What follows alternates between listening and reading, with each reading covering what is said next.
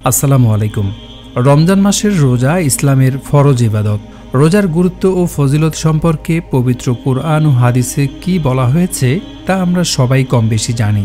কোরআনে আল্লাহ পাক ইরশাদ করেন, হে মুমিনগণ, তোমাদের জন্য সিয়ামের বিধান দেওয়া হলো, যেমন বিধান তোমাদের পূর্ববর্তীগণকে দেওয়া হয়েছিল, যাতে তোমরা মুত্তাকি হতে পারো, এবং আর সিয়াম পালন করাই তোমাদের জন্য অধিকতর কল্যাণকর, যদি তোমরা জানতে।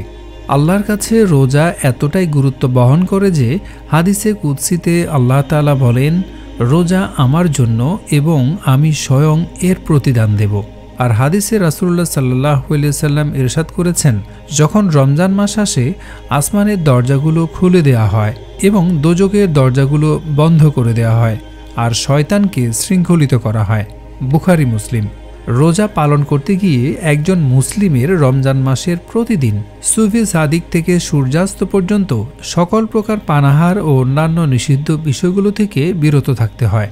এছাড়া মুসলিমরা সব সময় সব ধরনের ঝগড়া বিবাদ, মিথ্যা কথা, অশ্লীল প্রবৃত্তির মতো কর্ম করা থেকে বিরত থেকে নিজেদের শরীর ও মনকে নিয়ন্ত্রণে রাখার চেষ্টা করেন। এ কারণে রোজা যে শুধু আধ্যাত্মিক উন্নতি সাধন করে তা নয়, বরং শারীরিক ও মানসিক উন্নতিও ঘটায়।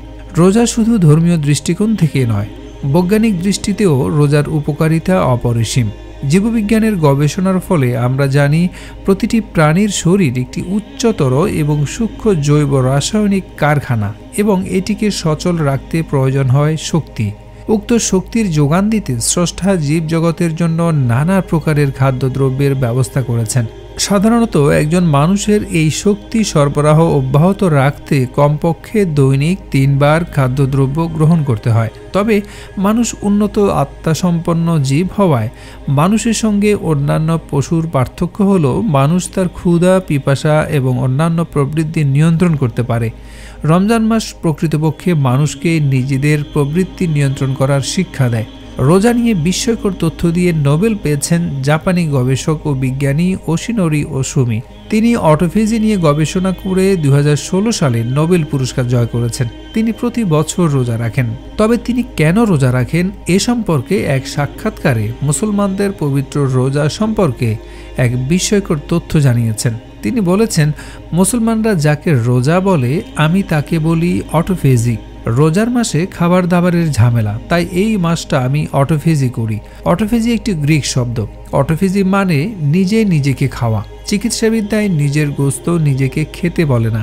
শরীরের কোষগুলো বাহির থেকে কোনো খাবার না পেয়ে নিজেই যখন নিজের অসুস্থ কোষগুলো খেতে শুরু করে, তখন চিকিৎসাবিদ্যার ভাষায় তাকে বলে অটোফেজি। আমাদের ঘরে যেমন বর্জ্য রাখার স্থান বা ডাস্টবিন থাকে, কিংবা আমাদের কম্পিউটারে যেমন রিসাইকেল বিন থাকে, তেমনি আমাদের শরীরের প্রতিটি কোষের মাঝেও একটি করে ডাস্টবিন আছে। সারা বছর শরীরের কোষগুলো খুব ব্যস্ত থাকার কারণে ডাস্টবিন পরিষ্কার করার সময় পায় না। ফলে কোষগুলোতে অনেক আবর্জনা ও ময়লা জমে যায়। শরীরের কোষগুলো যদি নিয়মিত তাদের ডাস্টবিন পরিষ্কার করতে না পারে, তাহলে কোষগুলো একসময় নিষ্ক্রিয় হয়ে শরীরের বিভিন্ন প্রকারের রোগের উৎপন্ন করে। ক্যান্সার বা ডায়াবেটিসের মতো অনেক বড় বড় রোগের শুরু হয় মূলত এখান থেকেই। মানুষ যখন খালি পেটে থাকে তখন শরীরের কোষগুলো অনেকটা বেকার হয়ে পড়ে, কিন্তু তারা তো আর আমাদের মতো অলস বসে থাকে না। তাই প্রতিটি কোষ তার ভেতরের আবর্জনা ও ময়লাগুলো পরিষ্কার করতে শুরু করে। কোষগুলোর আমাদের মতো আবর্জনা ফেলার জায়গা নেই বলে তারা নিজের আবর্জনা নিজেই খেয়ে ফেলে। চিকিৎসাবিদ্যার ভাষায় এ পদ্ধতিকে মূলত অটোফেজি বলা হয়ে থাকে। এছাড়া রোজা থাকা অবস্থায় কমপক্ষে 15 ঘন্টা যাবতীয় খানাপিনা বন্ধ থাকে। এ সময় পাকস্থলী, অন্ত্রনালী, যকৃৎ, হৃৎপিণ্ড সহ অন্যান্য অঙ্গপ্রত্যঙ্গ বিশ্রাম পায়। তখন এসব অঙ্গপ্রত্যঙ্গ নিজেদের পুনর্গঠনে নিয়োজিত হতে পারে। অন্যদিকে দেহে যেসব চর্বি জমে শরীরের ক্ষতির কারণ হয়ে দাঁড়ায়, সেগুলো রোজার সময় দেহের প্রয়োজনীয় চাহিদা মেটানোর জন্য ছুটে যায়। স্বাস্থ্যবিজ্ঞানী তার সুপিরিয়র নিউট্রিশন গ্রন্থে ডাক্তার শেলটন বলেছেন, উপবাসকালে শরীরের মধ্যকার প্রোটিন, চর্বি, শর্করা জাতীয় পদার্থগুলো স্বয়ং পচিত হয়। ফলে গুরুত্বপূর্ণ কোষগুলো পুষ্টিবিধান হয়। অটোফেজি আবিষ্কারের পর থেকে পৃথিবীর বিভিন্ন ধর্মের বা ধর্ম মানে না অনেক স্বাস্থ্য সচেতন মানুষ সারা বছরে বিভিন্ন সময়ে অটোফেজি করে শরীরটাকে সুস্থ রাখে। অটোফেজিতে ক্যান্সারের কোষও মারা যায়। অটোফেজি আবিষ্কার হলো 2016 সালে।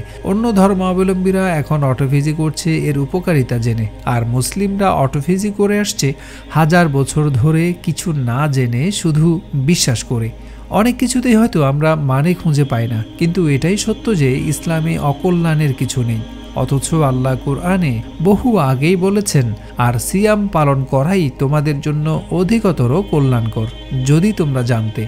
কিডনি সমস্যায় আক্রান্ত রোগীরা রোজা রাখলে এ সমস্যা আরও বেড়ে যাবে ভেবে রোজা রাখতে চান না। অথচ আধুনিক চিকিৎসা বিজ্ঞানীরা বলছেন রোজা রাখলে কিডনিতে সঞ্চিত পাথর কণা ও চুন দূরীভূত হয়। এছাড়া স্বাস্থ্যবিজ্ঞানীদের মতে সারা বছর অতিভোজ, অখাদ্য, কুখাদ্য, ভেজাল খাদ্য খাওয়ার ফলে আমাদের শরীরে যে জৈব বিষ জমা হয় তা দেহের জন্য মারাত্মক ক্ষতিকর। 1 মাস রোজা পালনের ফলে তা সহজেই দূরীভূত হয়। রমজান শুধু আধ্যাত্মিক পরিশুদ্ধতা অর্জনের জন্য উপকারী তা নয়, বরং বিজ্ঞানীর দৃষ্টিতেও শারীরিক ও মানসিক বিকাশের জন্য বেশ তাৎপর্যপূর্ণ। আসুন আমরা যারা মুসলিম সবাই রোজা পালন করি এবং ইহজাগতিক ও পারলৌকিক মুক্তির পথ সহজ করি।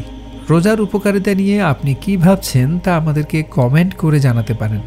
আজ এ পর্যন্তই। আসসালামু আলাইকুম।